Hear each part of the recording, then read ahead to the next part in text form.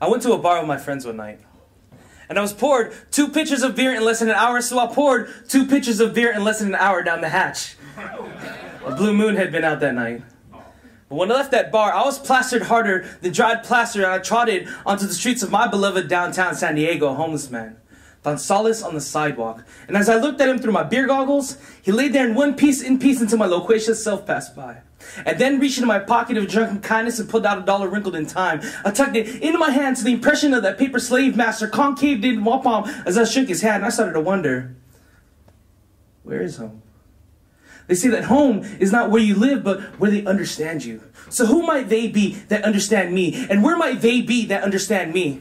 Over the ocean lives my mother earth, my mother land, my mother whose pure lineage is contaminated with the seed of Spanish and nurtured with the green thumb of the United States. After being bent over for 333 years, Spain opened an invitation to the United States and said, hey, you want to come tap this? My mother was passed from European pimp to American pimp. My mother was raped for $20 million, an overseas acquisition from an overseas excursion. I swear to you one day, Ma.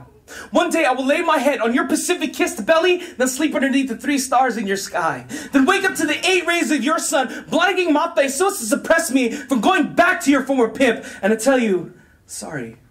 Sorry for not visiting you enough, Ma. Sorry for not coming back so soon. Sorry for the neglect that I had to you because I don't know how to save up my own money to catch a plane ride home. But first things first, what's your real name? What was your name before the Spanish assigned you an alias derived from King Philip of Spain to be the moniker that history books list you under? These things I want to know because I want to get to know you, Ma. I long to hear you whisper in my Filipino-American ear of your long-lived, bewildered history. Paint your love in Alibata across willing canvas that is my heart, because even though my blood is enriched with 100% of your royalty, socially I'm half-breed to you. But what's become of you lately, Ma?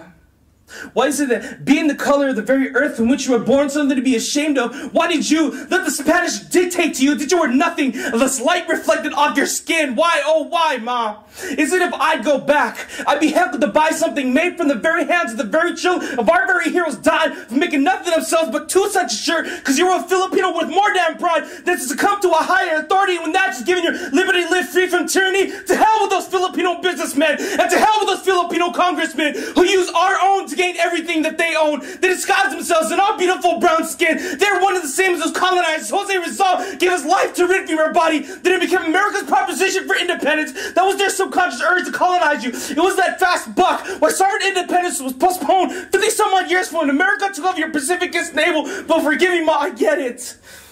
You're old. And you're barely hanging on, and Alzheimer's is kicking in. I want to take you to a nursing home, but it seems like you've already got stay-at-home nurses. They inject their American-style democratic Botox in you, making you look better on the outside. But what about what's within? I watched them trying to keep you together by tearing you apart in your heartbeat. Your heartbeat is so faint. I can't hear it. I can't see it. I can't feel it. I can't recognize it until the day I laid my head on your Pacific-kissed breast and listened. So that night, I was in my beloved downtown San Diego with 2 pitchers of beer on my tab and 2 pitchers of beer in my belly.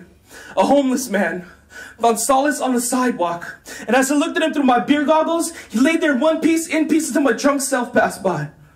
But after I'd given that man that $1, I realized that I am the homeless one.